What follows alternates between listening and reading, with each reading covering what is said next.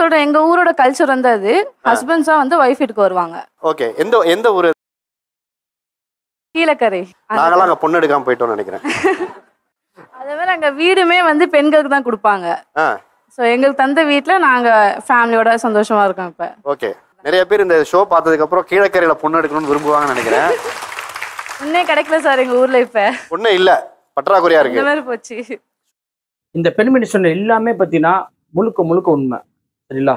But இந்த video ஃபுல்லாக பார்த்துருப்பீங்க. இப்போ நீங்கள் என்ன நினைப்பீங்க பார்த்தீங்கன்னா, கீழே இருக்கிற பசங்கள்லாம் அப்பா என்னப்பா என்ன வாழ்க்கை அப்படின்னு சொல்லி நினைப்பீங்க கண்டிப்பாக. ஆனால் இன்னொன்று சொல்கிறேன், அதையும் கேட்டுக்கோங்க. அப்போ கீழக்கரையில் பார்த்தீங்கன்னா வெளியில் வந்து பொண்ணு வந்து கொடுக்க மாட்டாங்க, எடுக்கவும் மாட்டாங்க. ஃபர்ஸ்ட் ஆஃப் ஆல் அது எக்ஸாம்பிளுக்கு ஒரு வீட்டில் ஒரு பையன் இல்லை 2 பையன் இருந்தால் பிரச்சனையே கிடையாது. ஆனால் ஒரு வீட்டில் ஒரு பையன் 2 பொம்பளை பிள்ளை இருந்தா, ஒரு வீட்டில் ஒரு பையன் 3 பொம்பளை பிள்ளை இருந்தா, இல்லை 3 பொம்பளை பிள்ளை இருந்தா எவ்வளோ பிரச்சனைன்னு சொல்கிறேன். அதே நாங்கள் ஒரு பொண்ணை வந்து கரை சேர்க்கறதுக்கு எவ்வளோ கஷ்டப்படுறோன்னு சொல்கிறோம், அதையும் தெரிஞ்சுக்கோங்க. ஈவன் அவங்க தம்பி அண்ணன்மார்களாக இருக்கட்டும், இல்லைன்னா வந்து அவங்க வாப்பாமார்களாக இருக்கட்டும், சரிங்களா? எங்கள் ஊரில் கண்டிப்பாக பெண்களுக்கு பார்த்தீங்கன்னா ஒரு லேண்டு ஒரு வீடு கட்டி கொடுத்தே ஆகணும். லேண்டு சும்மா வந்து மற்ற ஊர் மாதிரிலாம் இருக்காது rate. Equal to Chennai main சிட்டியில் எவ்வளோ இருக்கும் அந்த அளவுக்கு ரேட் இருக்கும் எங்கள் ஊரில். ரொம்ப காஸ்ட்லியாக இருக்கும் எங்கள் ஊரில். அது மட்டும் இல்லாமல் வீடு கட்டி கொடுக்கணும்.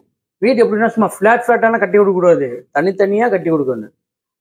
இந்த லேண்டு வாங்கி வீடு கட்டுறதுக்கு மினிமம் மிடில் கிளாஸ் ஃபேமிலி கட்டினா 60 to 70 lakhs ஆகும்.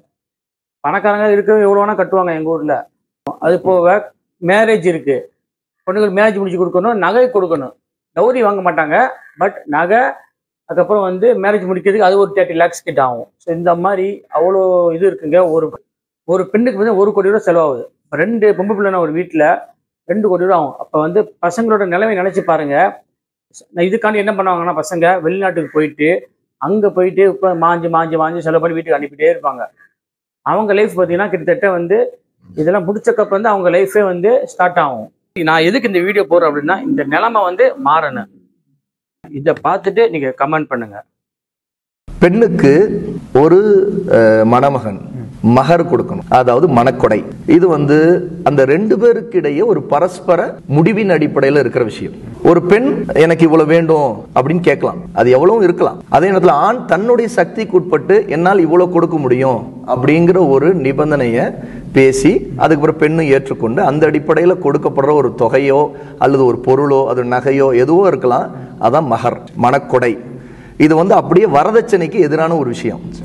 வரதட்சணை வாங்காதேன்னு சொல்றதை விட நீங்க கொடுக்கணும் அப்படின்னு இஸ்லாம் சொல்லி இருக்குது. அப்போ பெண் கேட்கிற மகத்தான உரிமையை இஸ்லாம் இந்த திருமணத்தின் மூலம் நிலைநாட்டி இருக்குது.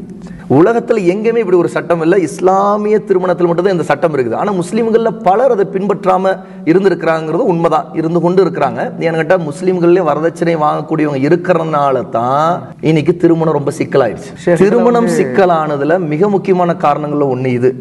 பெண்ணுக்கு ஒரு